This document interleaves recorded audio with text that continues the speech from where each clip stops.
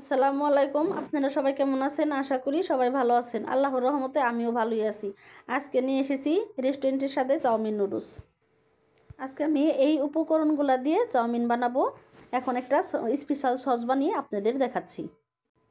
এখন দিচ্ছি আমি ওয়েস্টার সস 1 চামচ, তারপর দিলাম 1 চামচ সয়া সস, তারপর আমি দেব 2 চামচ টমেটো সস। টমেটো সসটা একটু বেশি দিলে ভালো হয়। আমি 2 চামচ টমেটো সস দিচ্ছি এখানে। এখন দেব আমি 1 চামচ চিলি সস, এটা নাগা চিলি সস।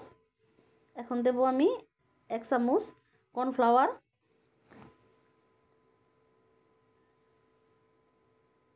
1 চামচ ভিনেগার আর একটু পানি। আর দিচ্ছি আমি 2 চামচ চিনি। 2 চামচ চিনি দিলে এই চিনির টেস্ট অন্যরকম একটু স্বাদ বাড়ায়। এখন আমি সুন্দর করে গুলিয়ে নেব।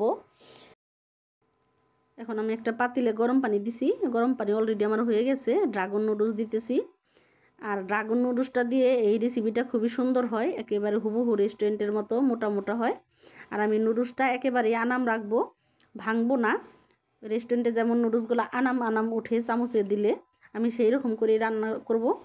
এর আগে আমি এইরকম করে রান্না করেছি, আমার ঘরে খুবই সবাই পছন্দ করছে, খেয়ে বলছে খুবই মজা হয়েছে। এখন আমি খুব সুন্দর করে গেলি সেদ্ধ করে নেব। সেদ্ধ করে পাশে রেখে একটা কড়াই দিয়েছি। এখন আমি ডিমটা ফ্রাই করে নেব। ডিমটা খুব সুন্দর করে আমি নেড়ে চেড়ে ফ্রাই করব। আর এই ডিমটা আমি সবার পরে আমি এইটা ব্যবহার করব। সব সময় আমি ডিমটা আলাদা পাত্রে আমি একাই আমি এইভাবে আমি ফ্রাই করি। সবজির সাথে কেউ আছে সবজির পাশে ফ্রাই করে, কিন্তু আমার এটা ভালো লাগে না। আমি এইভাবেই আমি ফ্রাইটা করি, আমি কখনো মিলে ফ্রাই করি না। এখন আমি ফ্রাই করে এই অবস্থায় আনছি। এখন আমি পাশে রেখে দেব। রেখে দিয়ে আমি একটা কড়াই চুলাই দিছি। এখানে আমি তেলটা দিয়ে দিলাম। তেল দিয়ে এখন আমি পেঁয়াজ দিয়ে দিব। পেঁয়াজ দিয়ে আমি সুন্দর করে নেড়ে চেড়ে ভেজে নেব। এখন আমি পেঁয়াজ দিয়ে দিলাম। আমি বড় বড় 3টা পেঁয়াজ দিছি, বড় বড় 3টা পেঁয়াজ দিছি। যেহেতু আমার সবজিটা বেশি, আমি সবজিটা একটু বেশি দিতেছি, সেই জন্য আমার পেঁয়াজটা একটু বড় বড় 3টা পেঁয়াজ দিলাম। পেস্টটা দিয়ে এখন আমি একটু নেড়ে হালকা ব্রাউন কালার আসা পর্যন্ত আমি নাড়বো। নেড়ে চেড়ে আমি একটু কুচনো কাঁচামরিচ দেব। আমি কাঁচামরিচটা এখন দিয়ে দেব। এখন কাঁচামরিচটা দিয়ে আবার নাড়াচাড়া দেব। সুন্দর করে নেড়ে চেড়ে একটু ভেজে নেব। এখন আমি নেড়ে চেড়ে একটু রসুন দিয়ে দেব, থেতো করা রসুন। এখন থেতো করা রসুন দিয়ে আবার আমি একটু নাড়বো। এখন নেড়ে চেড়ে আমি চিকেনটা দিয়ে দেব। চিকেনটা দিয়ে ভালো করে আমি হালকা জালে চিকেনটা আমি ভেজে নেব।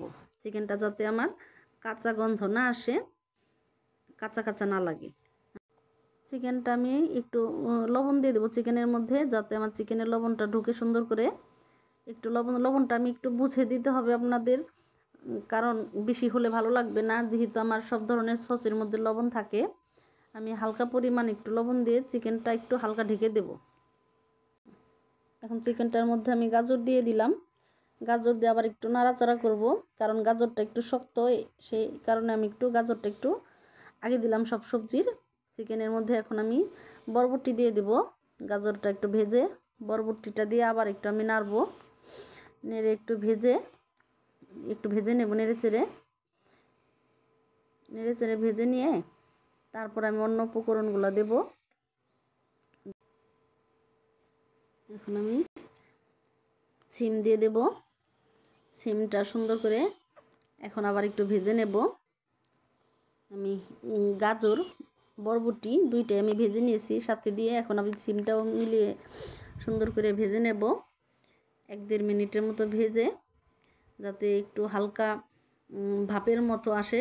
বেশিটা একটু সেদ্ধ করা যাবে না, হালকা ভাপের মতো আসলে এখন আমি সবুজ ক্যাপসিকাম এবং হলুদ ক্যাপসিকামটা দিয়ে দেব। কেউ সবুজের সাথে লালটা দেয়, কেউ হলুদটাও দেয়। আমি হলুদটা সবুজটা পাইছি, সেই জন্য আমি হলুদ আর সবুজটাই আনছি। এখন আমি দুটো দিয়ে খুব সুন্দর করে এখন আবার নেড়ে চেড়ে মিশিয়ে নেব। নেড়ে চেড়ে মিশিয়ে হালকা একটু 1-1.5 মিনিটের মতো আবার ভাজবো আমি। একটু হালকা ভেজে 1-1.5 মিনিট নেড়ে চেড়ে ভেজে নেব। ভেজে নিয়ে তারপর আমি নুডলসগুলো দিয়ে দেব। নুডলসগুলো আমি সবগুলো নুডলস দিয়ে দেব।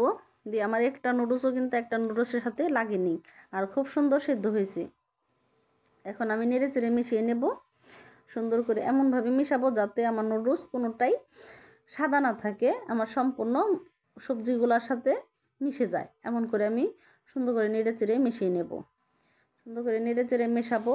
আর এই মেশানোটাই কিন্তু সবচেয়ে মেন। আপনার কত সময় দেখা যায় কি আমি সবজি দিছি নাড়তেছি, অথচ দেখা যায় কোথাও কোথাও আমার নুডলসটা আমার সবজির সাথে মিশে নাই, সাদা আছে, খেতেও ভালো লাগে না। এখন আমি সেই স্পেশাল সসটা দিয়ে দেব। নেড়ে চেড়ে মিশিয়ে এই স্পেশাল সসটা আমি দিয়ে দিতেছি। এখন এটা দিয়ে আমি আবার সুন্দর করে আবার এই সসের সাথে নুডলসটা আমি নেড়ে চেড়ে মিশিয়ে নেব। এখন খুব সুন্দর করে মিশাবো যাতে আমার সসটা পুরো নুডলস এবং সবজির মধ্যে চলে যায়। আমি সেই রকমভাবেই এখন আমি নেড়ে চেড়ে মিশাবো। এখন খুব সুন্দর করে আমার জালটা কিন্তু মিডিয়ামের মধ্যে আছে, একেবারে কমও না একেবারে হাইও না। এখন আমি কালো গোলমরিচের গুঁড়াটা 1/2 চামচের মতো দিয়ে দিলাম। কালো গোলমরিচের গুঁড়াটা দিলে খেতে অনেক ভালো লাগে। কেউ ওই সসটার সাথেও দেয়, আমি এইভাবে দিলে আমার কাছে ভালো লাগে। নুডলসটা মানে প্রায় হয়ে যায় তখন সেই সময় দিয়ে। আর আমি এখন দিয়ে দিলাম কিছু কুচনো টমেটো, পাকা দেশাল টমেটো। এটা দিয়ে এখন আবার একটু নাড়বো, নেড়ে চেড়ে মিশিয়ে নিয়ে লাস্ট ফিনিশিংয়ে আমি এখন সেই ফ্রাই করা ডিমগুলো দিয়ে দিব। একটু নেড়ে চেড়ে মিশিয়ে নিই। সুন্দর করে মিশানো হয়ে গেলে আমি আগে কিন্তু সস পাতা দিছি, তারপর আমি কালো গোলমরিচটা দিছি। এখন এই যে টমেটোটা দিলাম, দিয়ে খুব সুন্দর করে এখন আমি উপকরণগুলা মিলিয়ে নেব।